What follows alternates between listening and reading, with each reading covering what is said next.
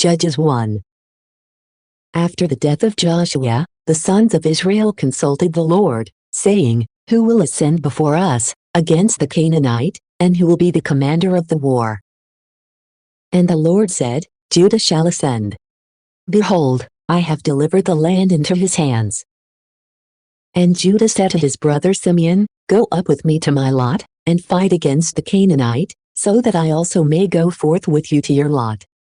And Simeon went with him. And Judah went up, and the Lord delivered the Canaanite, as well as the Perizzite, into their hands. And they struck down 10,000 of the men at Bezek. And they found Adonibezek at Bezek, and they fought against him, and they struck down the Canaanite and the Perizzite. Then Adonibezek fled. And they pursued him and captured him, and they cut off the ends of his hands and feet. And Adonibezek said, 70 kings, with the ends of their hands and feet amputated, have been gathering the remnants of food under my table. Just as I have done, so has God repaid me. And they brought him to Jerusalem, and he died there. Then the sons of Judah, besieging Jerusalem, seized it. And they struck it with edge of the sword, delivering the entire city to be burned. And afterward, descending, they fought against the Canaanites who were living in the mountains, and in the south, and in the plains. And Judah, going forth against the Canaanites who were living at Hebron, struck down Sheshai, and Ahiman, and Talmai. And continuing on from there, he went to the inhabitants of Debir, the old name of which was Kiriath Sepher, that is, the city of letters. And Caleb said, "Whoever will strike Kiriath Sepher, and will lay waste to it, I will give to him my daughter Achsah as wife." And when Othniel, the son of Kenaz, a younger brother of Caleb, had seized it, he gave his daughter Achsah to him in marriage. And as she was traveling on a journey, her husband admonished her, so that she would request a field from her father. And since she had sighed while sitting on her donkey, Caleb said to her, "What is it?" But she responded, "Give a blessing to me. For you have given me a dry land. Also give a watered land." Therefore, Caleb gave to her the upper watered land and the lower watered land. Now the sons of the Kenite, the relative of Moses, ascended from the city of palms, with the sons of Judah, into the wilderness of Islat, which is toward the south of Arad. And they lived with him. Then Judah went out with his brother Simeon, and together they struck the Canaanites who were living at Zephith, and they put them to death. And the name of the city was called Hormah, that is, anathema. And Judah seized Gaza, with its parts, and Ashkelon as well as Ekron, with their borders. And the Lord was with Judah, and he possessed the mountains. But he was not able to wipe out the inhabitants of the valley. For they abounded with chariots armed with scythes. And just as Moses had said, they gave Hebron to Caleb, who destroyed out of it the 3 sons of Anak. But the sons of Benjamin did not wipe out the Jebusite inhabitants of Jerusalem. And the Jebusite has lived with the sons of Benjamin in Jerusalem, even to the present day. The house of Joseph also ascended against Bethel, and the Lord was with them. For when they were besieging the city, which was previously called Luz, they saw a man departing from the city, and they said to him, "Reveal to us the entrance to the city, and we will act with mercy toward you." And when he had revealed it to them, they struck the city with the edge of the sword. But that man, and all his relatives, they released. And having been sent away, he went out to the land of the Hittites, and he built a city there, and he called it Luz. And so it is called, even to the present day. Likewise, Manasseh did not destroy Bethshean and Taanach, with their villages, nor the inhabitants of Dor and Ibleam and Megiddo, with their villages. And the Canaanite began to live with them. Then, after Israel had grown strong, he made them tributaries, but he was not willing to destroy them. And now Ephraim did not put to death the Canaanite, who was living at Gezer, instead, he lived with him. Zebulun did not wipe out the inhabitants of Kitron and of Nahalal. Instead, the Canaanite lived in their midst and became their tributary. Likewise, Asher did not destroy the inhabitants of Echo and Sidon, Alab and Achzib, and Helba, and Aphek, and Rehob. And he lived in the midst of the Canaanites, the inhabitants of that land, for he did not put them to death. Naphtali also did not wipe out the inhabitants of Beth Shemesh and Bethanath. And he lived among the Canaanite inhabitants of the land. And the Beth Shemeshites and Bethanathites were tributaries to him. And the Amorite hemmed in the sons of Dan on the mountain, and did not give them a place, so that they might descend to the flatlands. And he lived on the mountain at Har-Heres, which is translated as resembling brick, and at Ajalon and Shaalabin. But the hand of the house of Joseph was very heavy, and he became a tributary to him. Now the border of the Amorite was from the ascent of the Scorpion, to the rock and the higher places. Judges 2. And an angel of the Lord went out from Gilgal to the place of weeping, and he said, I led you away from Egypt, and I led you into the land, about which I swore to your fathers. And I promised that I would not nullify my covenant with you, even forever. But only if you would not form a pact with the inhabitants of this land. Instead, you should overturn their altars. Yet you were not willing to listen to my voice. Why have you done this? For this reason, I am not willing to destroy them before your face, so that you may have enemies, and so that their gods may be your ruin. And when the angel of the Lord spoke these words to all the sons of Israel, they lifted up their voice, and they wept. And the name of that place was called, the place of weeping, or the place of tears. And they immolated victims to the Lord in that place. Then Joshua dismissed the people, and the sons of Israel went away, each one to his own possession, so that they might obtain it. And they served the Lord, during all his days, and during all the days of the elders, who lived for a long time after him, and who knew all the works of the Lord, which he had done for Israel. Then Joshua, the son of Nun, the servant of the Lord, died, being 110 years old. And they buried him in the parts of his possession at Timnath-Serah, on Mount Ephraim, before the northern side of Mount Gosh. And that entire generation was gathered to their fathers. And there rose up others, who had not known the Lord and the works that he had done for Israel. And the sons of Israel did evil in the sight of the Lord, and they served the Baals. And they abandoned the Lord, the God of their fathers, who had led them away from the land of Egypt. And they followed foreign gods and the gods of the peoples who were living around them, and they adored them. And they provoked the Lord to wrath, forsaking him, and serving Baal and Ashtoreth. And the Lord, having become angry against Israel, delivered them into the hands of plunderers, who seized them and sold them to the enemies that were living on all sides. Neither were they able to withstand their adversaries. Instead, wherever they wanted to go, the hand of the Lord was upon them, just as he said and just as he swore to them. And they were greatly afflicted. And the Lord raised up judges, who would free them from the hands of their oppressors. But they were not willing to listen to them. Fornicating with foreign gods and adoring them, they quickly deserted the way along which their fathers had advanced. And having heard the commandments of the Lord, they did all things to the contrary. And while the Lord was raising up the judges, in their days, he was moved to mercy, and he listened to the groaning of the afflicted, and he freed them from the slaughter of their oppressors. But after a judge had died, they turned back, and they were doing much worse things than their fathers had done, following strange gods, serving them, and adoring them. They did not abandon their pursuits and their very stubborn way, by which they were accustomed to walk.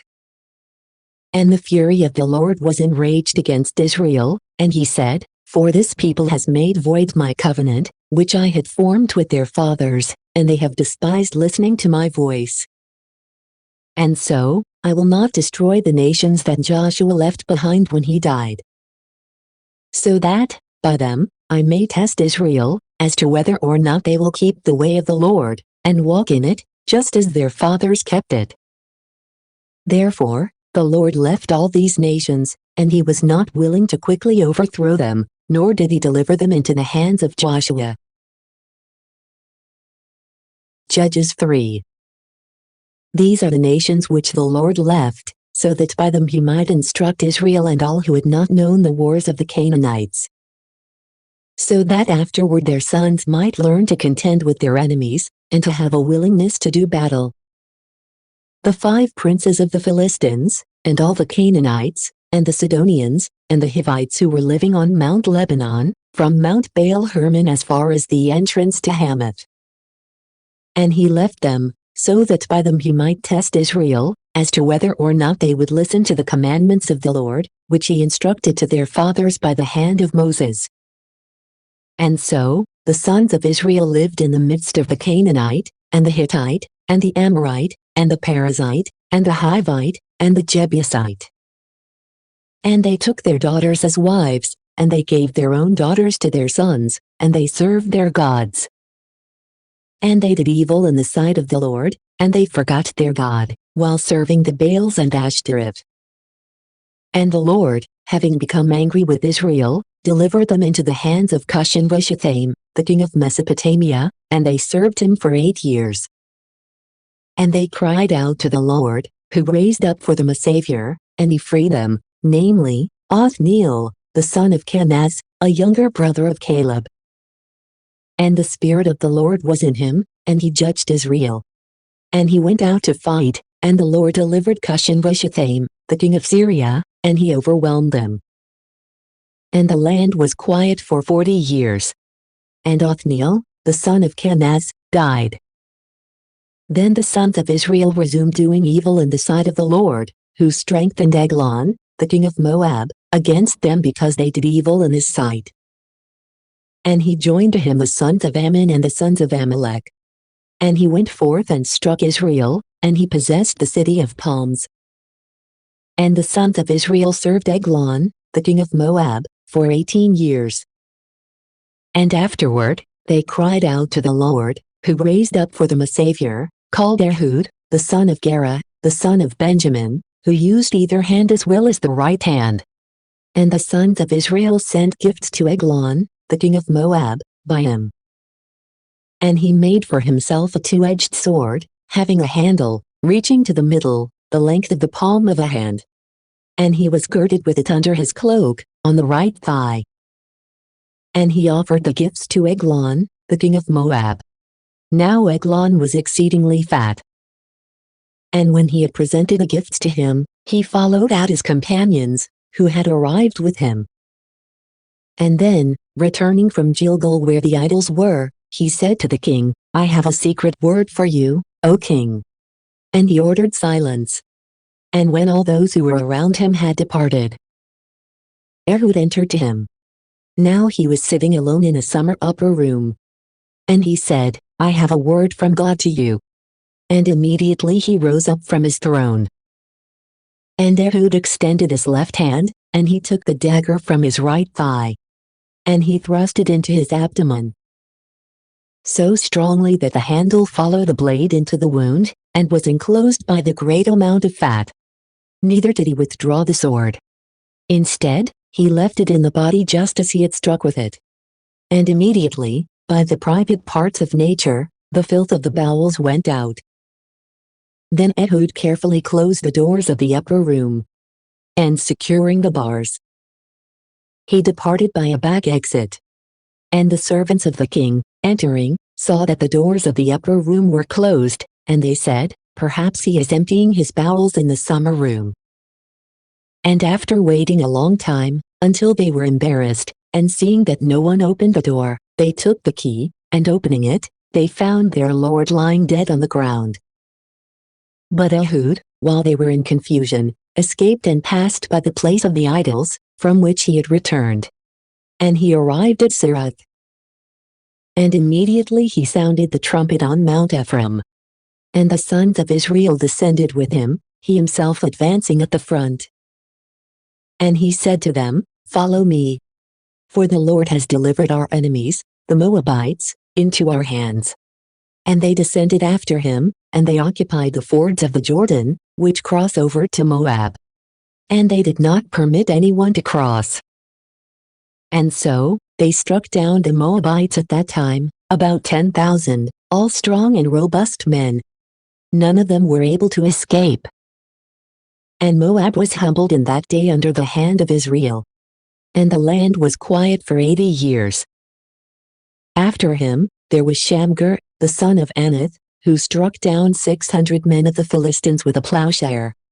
And he also defended Israel. Judges 4. But after the death of Ehud, the sons of Israel resumed doing evil in the sight of the Lord. And the Lord delivered them into the hands of Jabin, the king of Canaan, who reigned at Hazor. And he had a commander of his army named Sisera, but this man lived at Harosheth of the Gentiles. And the sons of Israel cried out to the Lord. For he had 900 chariots with scythes, and he vehemently oppressed them for 20 years. Now there was a prophetess, Deborah, the wife of Lapideth, who judged the people in that time. And she was sitting under a palm tree, which was called by her name, between Ramah and Bethel, on Mount Ephraim. And the sons of Israel went up to her for every judgment. And she sent and called Barak, the son of Abinoam, from Kedesh of Naphtali. And she said to him, The Lord, the God of Israel, instructs you, Go and lead an army to Mount Tabor, and you shall take with you 10,000 fighting men from the sons of Naphtali and from the sons of Zebulun. Then I will lead to you, at the place of the torrent Kishon, Sisera, the leader of the army of Jabin, with his chariots and the entire multitude. And I will deliver them into your hand. And Barak said to her, If you will come with me, I will go. If you are not willing to come with me, I will not go.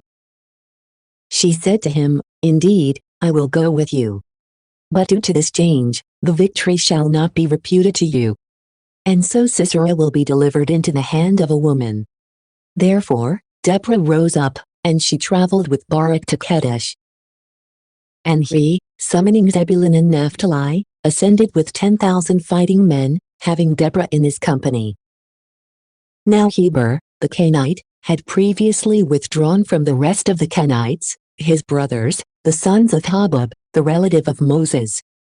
And he had pitched his tents as far as the valley that is called Zananim, which was near Kedesh.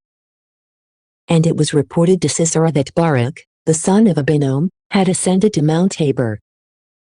And he gathered together the 900 chariots with scythes, and the entire army, from Harosheth of the Gentiles to the torrent Kishon. And Deborah said to Barak, Rise up. For this is the day on which the Lord delivers Sisera into your hands. For he is your commander. And so, Barak descended from Mount Tabor, and the 10,000 fighting men with him. And the Lord struck Sisera with great fear, and all his chariots and all his multitudes with the edge of the sword, in the sight of Barak, so much so that Sisera, leaping from his chariot, fled on foot. And Barak pursued the fleeing chariots, and the army, as far as Harosheth of the Gentiles. And the entire multitude of the enemy was cut down, unto utter annihilation. But Sisera, while fleeing, arrived at the tent of Jael, the wife of Heber, the Kenite. For there was peace between Jabin, the king of Hazor, and the house of Heber, the Kenite. Therefore, Jael went out to meet Sisera, and she said to him, Enter to me, my lord. Enter, you should not be afraid. And he entered her tent, and having been covered by her with a cloak, he said to her, Give me, I beg you, a little water. For I am very thirsty. And she opened a bottle of milk, and she gave him to drink. And she covered him. And Sisera said to her, Stand before the door of the tent. And if anyone arrives, questioning you and saying, Could there be any man here? You shall respond, There is no one. And so Jael, the wife of Heber, took a spike from the tent, and also took a mallet. And entering unseen and with silence, she placed a spike over the temple of his head. And striking it with the mallet, she drove it through his brain, as far as the ground. And so, joining deep sleep to death, he fell unconscious and died. And behold, Barak arrived, in pursuit of Sisera. And Jael, going out to meet him, said to him, Come, and I will show you the man whom you are seeking." And when he had entered her tent, he saw Sisera lying dead, with the spike fixed in his temples. Thus did God humble Jabin, the king of Canaan, on that day, before the sons of Israel. And they increased every day. And with a strong hand they overpowered Jabin, the king of Canaan, until they wiped him out.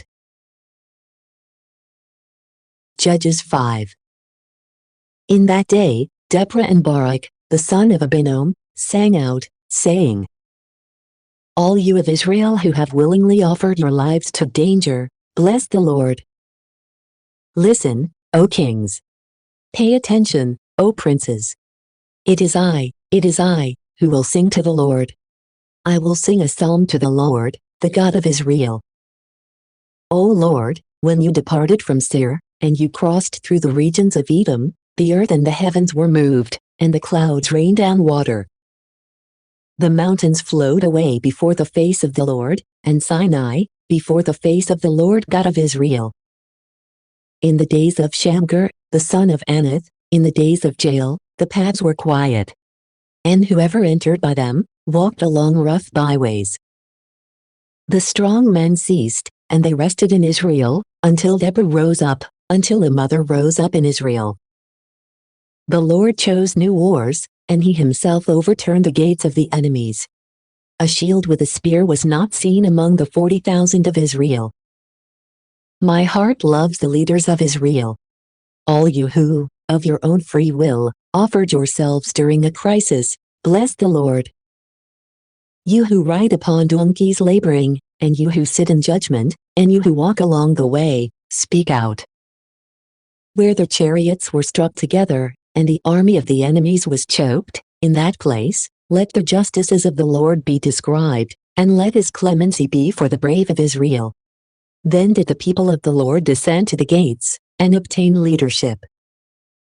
Rise up, O Deborah. Rise up, and speak a canticle. Rise up, Barak, and seize your captives, O son of Abinoam. The remnants of the people were saved. The Lord contended with the strong. Out of Ephraim, he destroyed those with Amalek, and after him, out of Benjamin, those of your people, O Amalek. From Machir, there descended leaders, and from Zebulun, those who led the army to war. The commanders of Issachar were with Deborah, and they followed the steps of Barak, who endangered himself, like one rushing headlong into a chasm.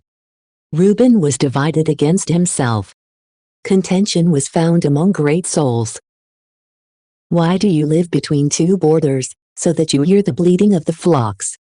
Reuben was divided against himself. Contention was found among great souls. Gilead rested beyond the Jordan, and Dan was occupied with ships. Asher was living on the shore of the sea, and dwelling in the ports. Yet truly, Zebulun and Naphtali offered their lives to death in the region of Merom. The kings came and fought, the kings of Canaan fought at Tanech, beside the waters of Megiddo. And yet they took no spoils. The conflict against them was from heaven. The stars, remaining in their order and courses, fought against Sisera. The torrent of Kishon dragged away their carcasses, the onrushing torrent, the torrent of Kishon. O my soul, tread upon a stalwart. The hoofs of the horses were broken, while the strongest of the enemies fled away with fury, and rushed on to ruin. Cursed be the land of Meroz, said the angel of the Lord. Cursed be its inhabitants. For they did not come to the aid of the Lord, to the assistance of his most valiant men. Blessed among women is Jael, the wife of Heber the Kenite. And blessed is she in her tabernacle. He begged her for water, and she gave him milk, and she offered him butter in a dish fit for princes. She put her left hand to the nail, and her right hand to the workman's mallet. And she struck Sisera, seeking in his head a place for the wound, and strongly piercing his temples. Between her feet, he was ruined. He fainted away and passed on. He curled up before her feet, and he lay there lifeless and miserable. His mother gazed through a window and wailed. And she spoke from an upper room, "Why does his chariot delay in returning? Why are the feet of his team of horses so slow?" One who was wiser than the rest of his wives responded to her mother-in-law with this: "Perhaps he is now dividing the spoils, and the most beautiful among the women is being selected for him. Garments of diverse colors are being delivered to Sisera as spoils, and various goods are being collected for the adornment of necks. O Lord, so may all your enemies perish. But may those who love you shine with splendor, as the sun shines at its rising." And the land rested for 40 years. Thank you for watching. If you like the content on this channel, please press subscribe, the like button or comment below. We'd love to get your tips. See you next time.